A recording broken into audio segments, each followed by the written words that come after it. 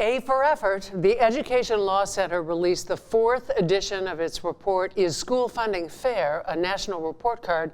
And in a state-by-state analysis of K-12 school funding, New Jersey got an A for effort in investing in high-poverty areas and for both funding and fairly distributing school aid, second only to Massachusetts. But the state's underfunded its formula for subsidizing all public schools by more than $1 billion over the past few years.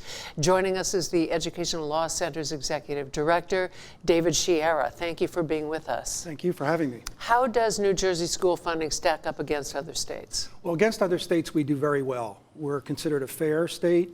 We look behind the raw spending numbers to look at two measures. One, is there a sufficient level of funding for all the kids in the state to support their education?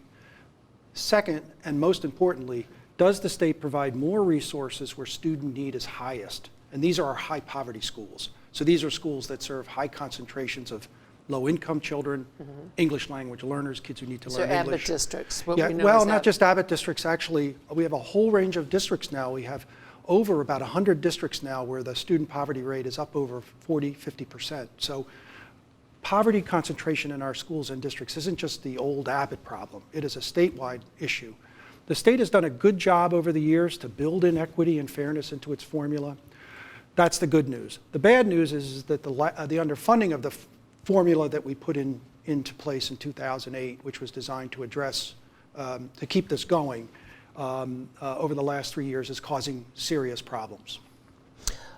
Why do you think that we've had consistently high rankings?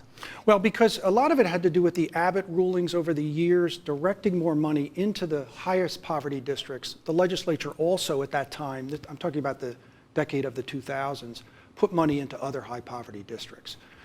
So we have had a history, prodded by the courts, where governors and legislators up until 2009, 2010, actually did a pretty good job of providing fair funding, an adequate level, but also driving that extra state aid to the poorest communities in the state.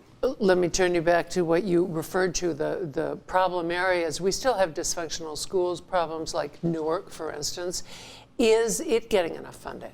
Well, Newark's actually, so what's been happening in the last couple of years is the erosion of fairness, and it's going to show up in our future reports. It doesn't show up in this one yet.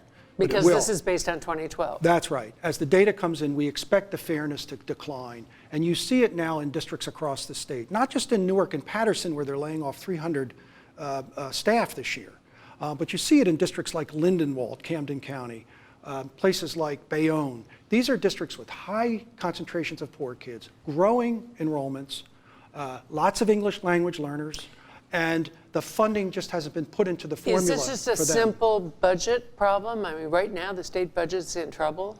Well, it is. I mean, we hear about this all the time, but frankly, we think that the legislature can do better and the governor can do better. Problem is, Governor Christie has been unwilling to propose any new funding, and he's vetoed any attempt to put new funding in.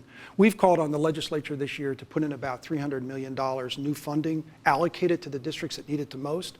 That would get us back on track. We have to make an effort. We realize we can't cover that $1 billion all in 1 year, but we've got to get the state back on track.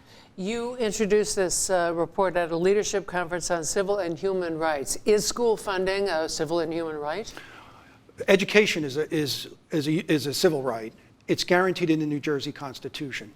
Why fair funding matters to kids is it really determines whether in the classrooms across the state there's going to be enough qualified teachers, support staff, extra programs for kids that are behind. So this isn't just about dollars. This is about resources in classrooms and schools. All right, David Sciarra, thanks for being with us. My pleasure.